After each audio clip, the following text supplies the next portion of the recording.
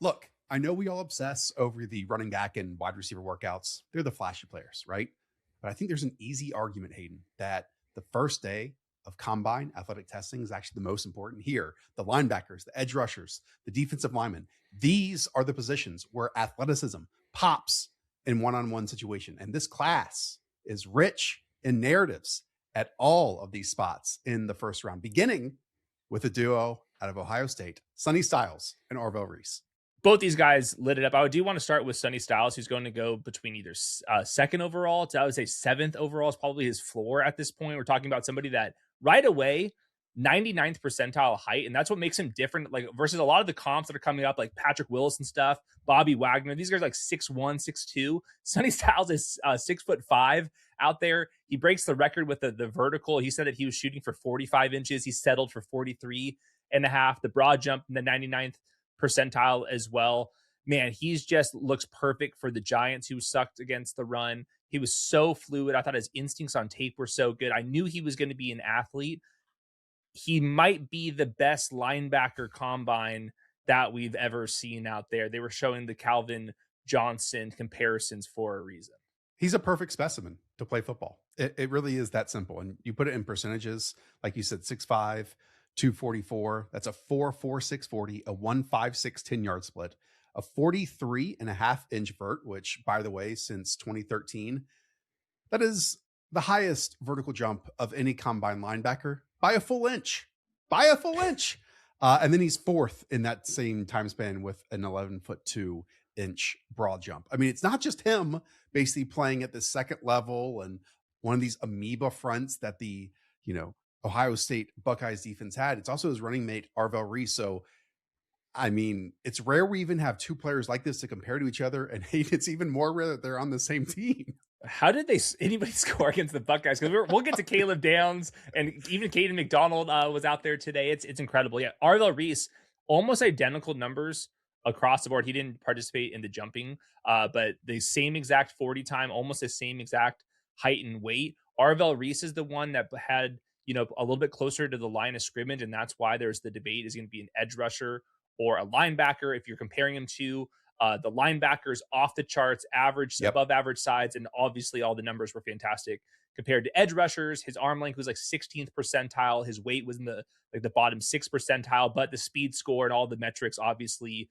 look fantastic. My question to you is, everyone talks about, is Arvell Reese, should he go to edge? Well, I'm looking at the Sonny Styles numbers. Sonny Styles is taller and heavier and longer and had the better numbers across the board. Why doesn't anyone talk about him as an edge rusher, man? Like, if everyone's going to do the same thing about like edge rushers make more money than off-ball linebackers, I think both these guys should play this kind of modern off-ball linebacker where these guys are edge rushing anyways for some of their snaps.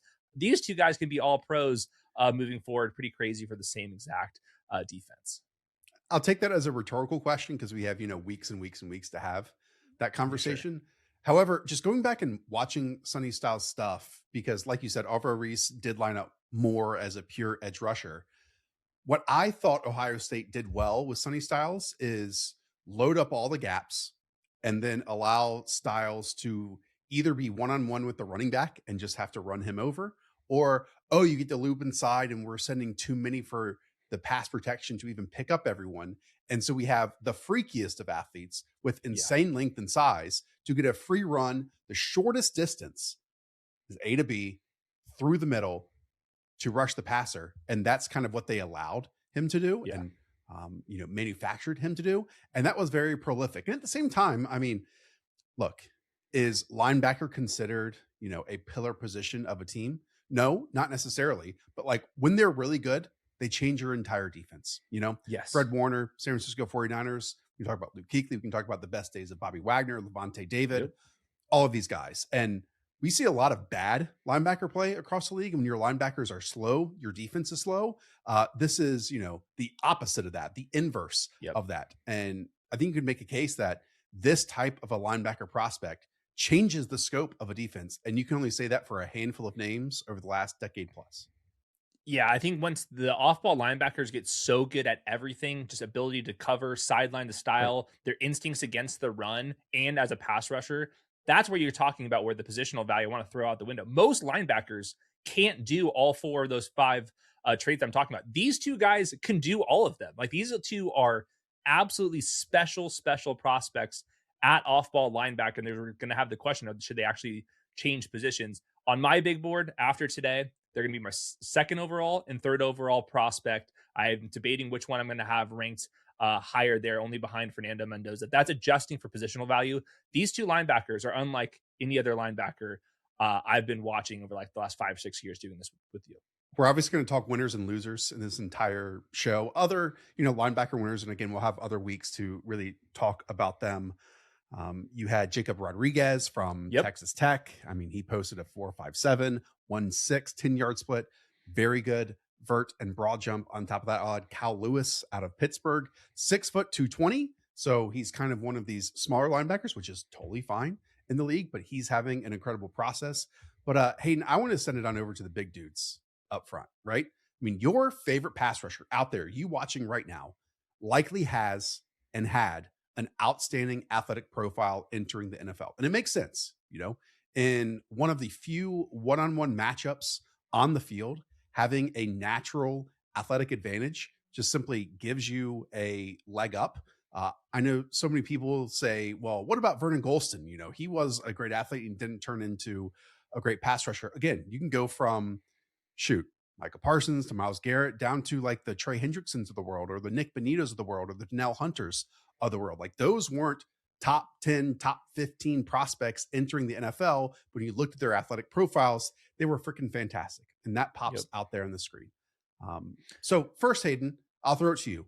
Any names from both the edge, and I'll incorporate the interior defensive lineman here because to me, athleticism matters for that group too. Just because you're a good athlete does not mean you're going to be an NFL pro, but the best NFL pros are great athletes. So let's go with, how about UCF, Malachi Lawrence? He lit it up, edge rusher, 97th percentile broad jump, 95th percentile vertical jump, weight adjusted 40 is in the 92nd percentile. He's also a big guy in the 84th percentile there. So he's checking a lot of the boxes there. Redshirt junior declare, 7 sacks in multiple seasons. So he's somebody that I've not watched quite yet, but he's somebody that was already inside most people's top 100s. And after a day like this, I think we will start seeing him inside the top 50s and maybe even higher than that. Top 75, top 50, all of that. I've watched about 20 of his pressures and quarterback hits and all that jazz here today. And look, when he gets locked up, sure, he might have a few questions and you can see his brain racing in that department. But when he's attacking the outside shoulder, he did this both from the left and the right defensive end spots. He gets the quarterback quickly. And like what we talked about with Odafe Owe, for example, when these extended plays or the quarterback is forced off a spot because of these interior guys, having edge rushers who loop back inside or chase down at a higher rate and a faster clip than what a quarterback is used to, that's where some of the sacks actually happen. And so again, this class is, I think, loaded with conversation and loaded with some freaks, and Malachi Lawrence is one of those. Okay, you start on the edge. I'll start on the interior. Gracen Halton, Oklahoma, 6'2.5", 293, interior defensive lineman. He now has the third best vertical for a defensive tackle at the combine since at least the 2013 year, 36.5 inches.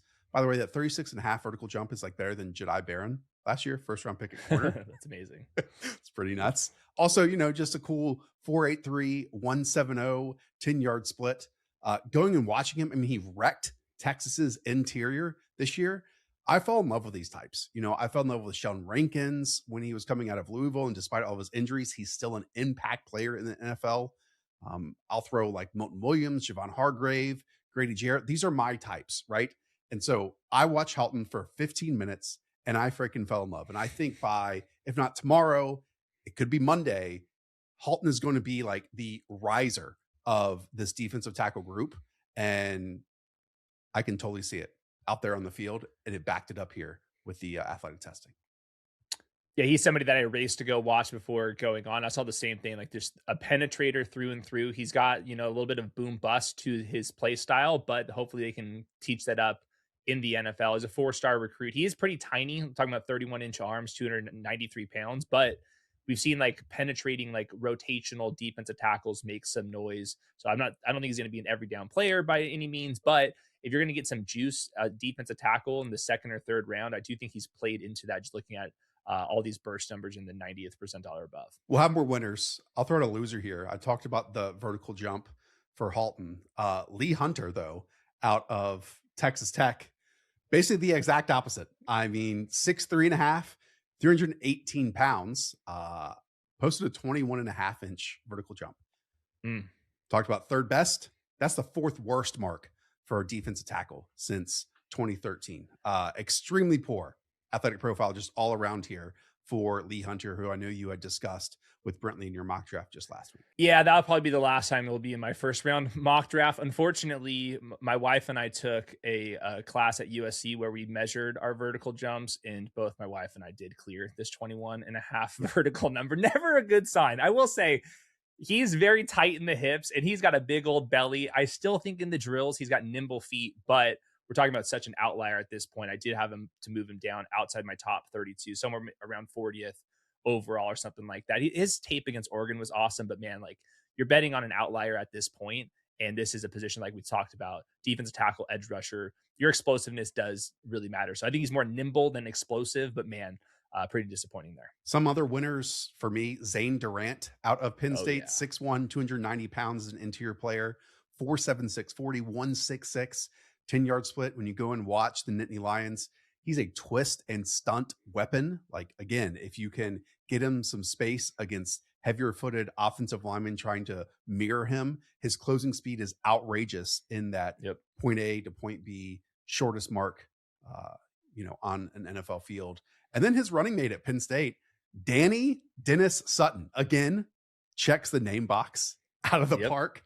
Penn State, I understand Troy Franklin's gone. Maybe he just continues this at Virginia Tech, but year after year for basically a decade now, just produces athletic freaks. This guy is 6'6", 4.63 40, 163 10-yard split.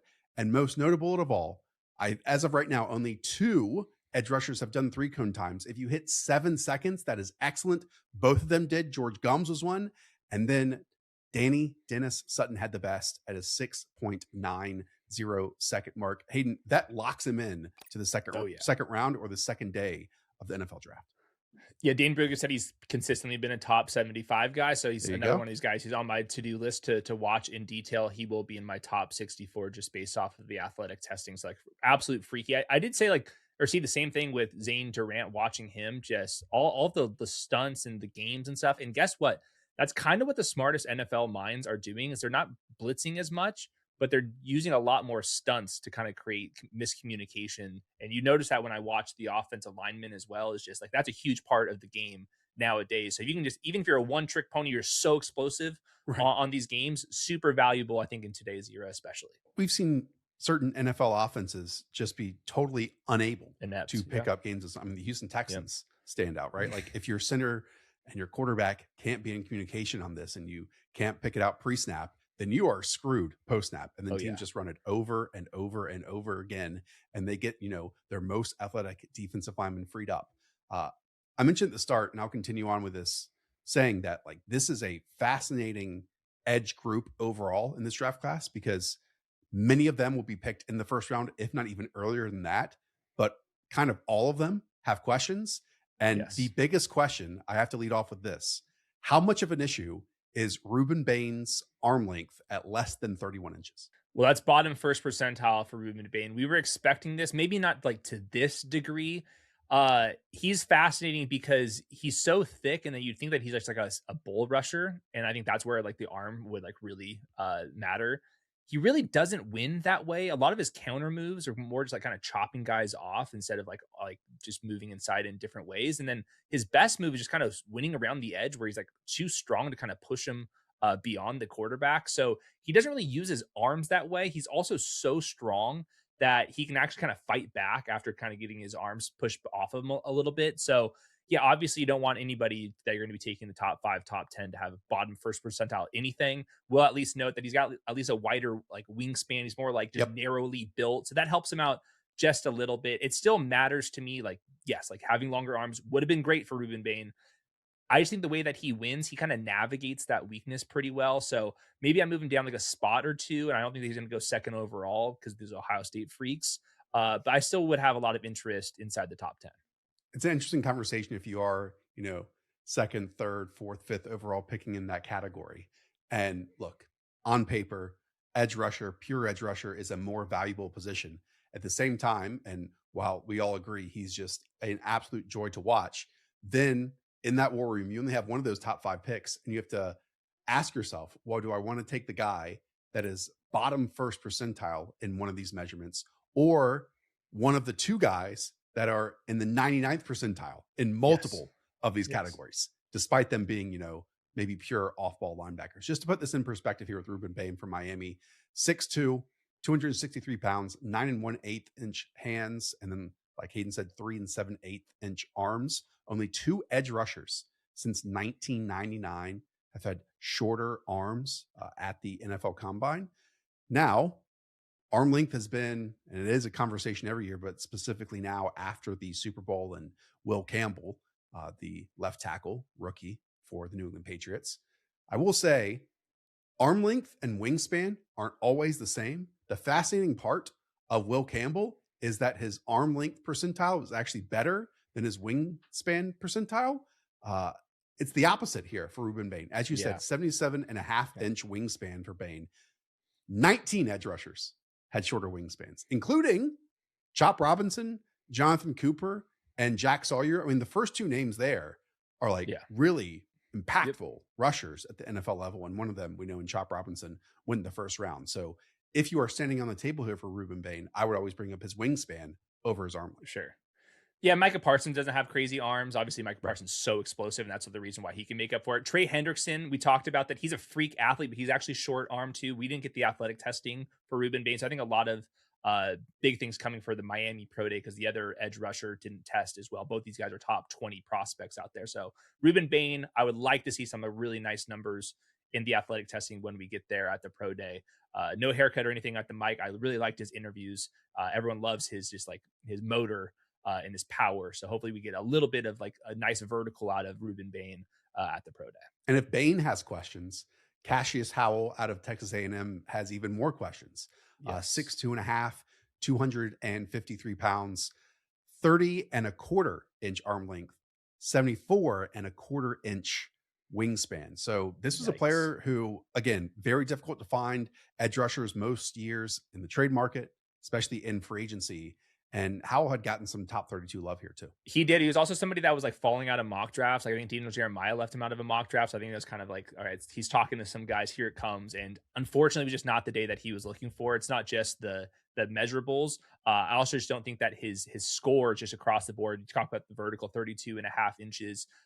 Just the testing there, the straight line speed was like good, but it wasn't great to make like overcome just how big he is. He's an interesting prospect because his best trait by far is you can take some stills of him turning the corner and talk about like the ankle flexion and stuff. That's like the big thing. He's got that. He can absolutely turn.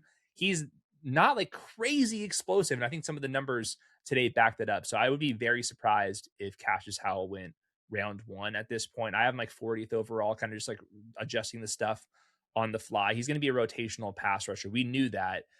But some of these rotational pass rushers that sneak in the back half of round 1, these guys like test like freaks. He just didn't have that today. And the other part of this is teams have had these arm length and wingspan measurements for months. They also have their own, as you know, Adam Schefter pointed out to us, maybe via an agent that the agent has his own. These teams have their own measurements. So again, this is something not to, count twice. And let's say Rueben Bain has been in the top 5 conversation for months, even when teams have known he's had this arm length. He should probably stay in that top 5 conversation for the next couple months. Okay, more narratives here. You also have old guys when we talk about these edge rushers, and I mean old. You have Akeem Mesidor, who was the running mate of Rueben Bain, who will be 25 years old at the start of his rookie season, and also Romello Height out of Texas Tech, who will also be 25 years of age. Anything you want to say about those two? I love Mesidor's interviews. We're not going to get athletic testing out of him. He started in Canada, and there's a reason why he started out small, and he's just improving every single year. He kind of switched positions at Miami too. So interesting profile. We'll talk about him later on. Romello Height, I think, really helped himself here. 93rd percentile vertical jump, 86th percentile broad jump. I think between Bailey and Romello Height, I think like the lateral ability is actually really impressive from height compared to Bailey, who we'll get to in a second. So he needed to test like a freak athlete. He mostly did today. So he's probably going to be a second rounder. But I think like him versus Cashius Howell, initially those guys in consensus rankings were pretty far apart. I think those two guys are going to start getting a little bit closer. Let's talk about David Bailey. This is a 22-year-old, 6'3" and a half, 251 pounds, again, out of Texas Tech, 4.5 40, 1.62 10-yard split. What do you think when looking at the athletic profile combined with what you saw with him on the field? So that's 93rd percentile 40-yard dash when it's weight adjusted. So we are expecting a 90th percentile plus athlete in a straight line. We got there. I think this is maybe like me watching him through the drills, maybe a little bit tighter than like the absolute freaks that speed rushers off the edge. 22nd percentile weight too. So just in general, a little bit smaller of an edge rusher, not disqualifying by any marks. Did not have crazy numbers against the run. You're drafting him to have that first step explosiveness. He largely showed that today. So I wouldn't say he's a clear winner or a loser. It's just kind of a mixed profile. He's going to go top 5, top 10. He could even go second overall still. But nothing like overly overwhelming for David Bailey today. When I was watching him, too often I write down that he has no idea what he's doing.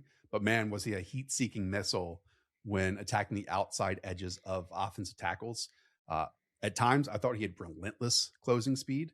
Try to run through the chips and then through the tackle to get to the quarterback that is moving off his spot. So it's one of these players, again, that if you can kind of teach him and if he has the flexibility to do it on top of this pure, ridiculous, relentless straight line speed, then there's something really, really there to work with. Okay, let's have another big conversation. We've done a lot of positives. I don't even know if to call this one a negative, but Kaleb Banks out of Florida, okay? 6'6", 327 pounds, almost 11-inch hands, 35-inch arms, 85 3/4-inch wingspan. Again, that's anywhere from 98th to 89th percentile to 94th percentile with all these things, including a 99th percentile wingspan, the longest at the combine for a defensive tackle since at least the 1999 season. I wrote down like Planet Theory, ? And then an hour later wrote, not quite, because Jordan Davis, Dontari Poe were these massive humans who just move differently.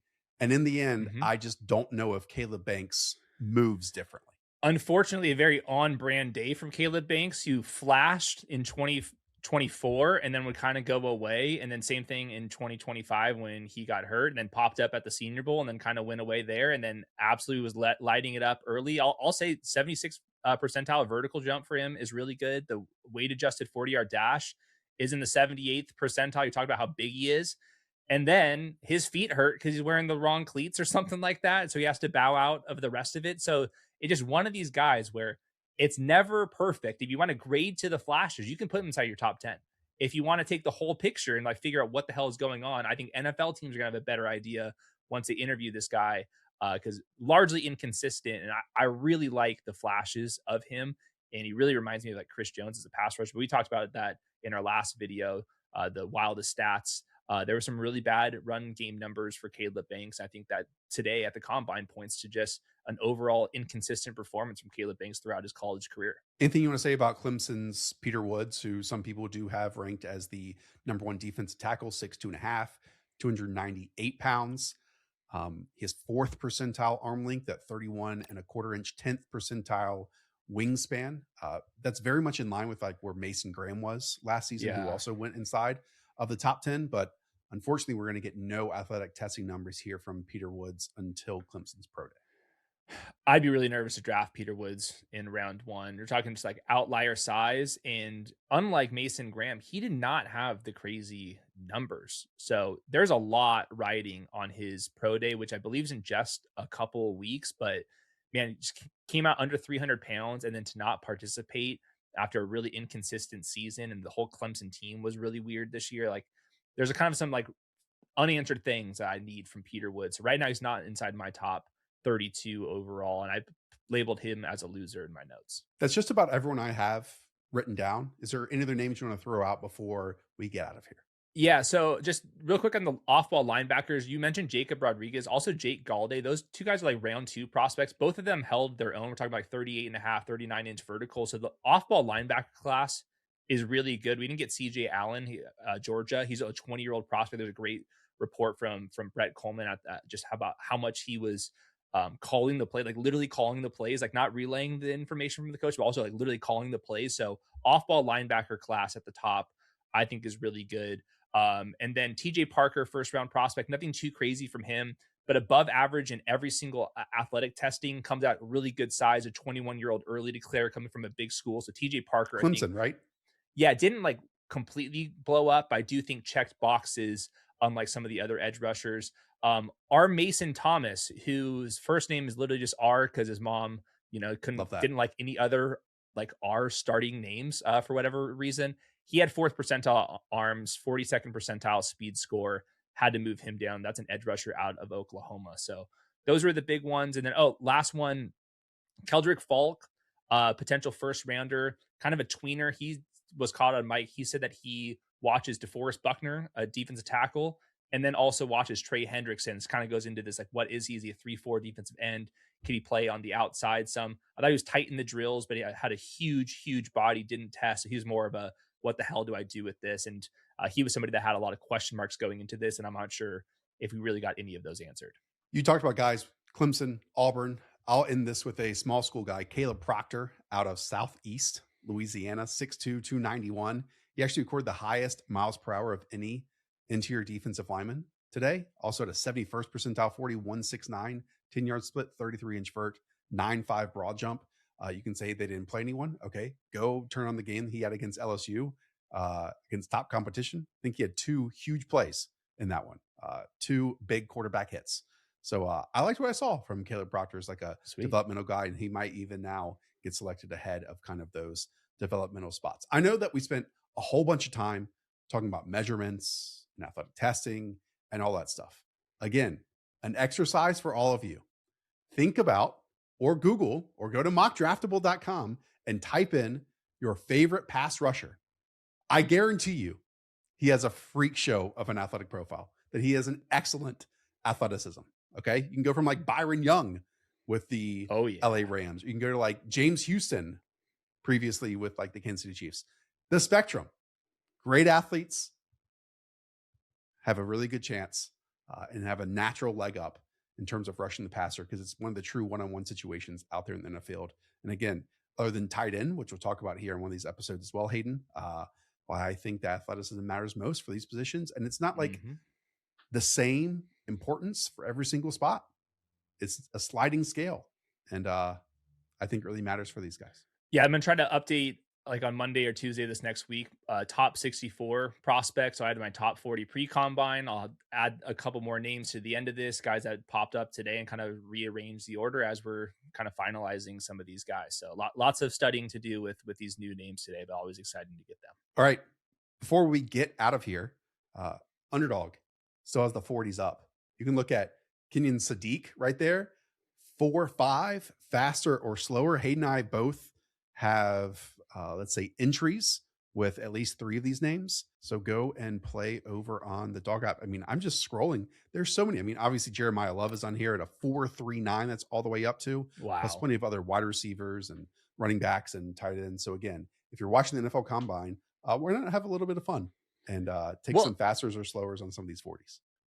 And ours are boosted if you guys go over into the lobby too. So if you guys want to see where we're leaning towards, so I already hit a couple of them just off of today's, but the Saturday show that you guys are all here for with the whiteouts and whatnot, we have some interest. Yeah, maybe I don't know ball, but a 4.61 for Diego Pavia seems quite rich.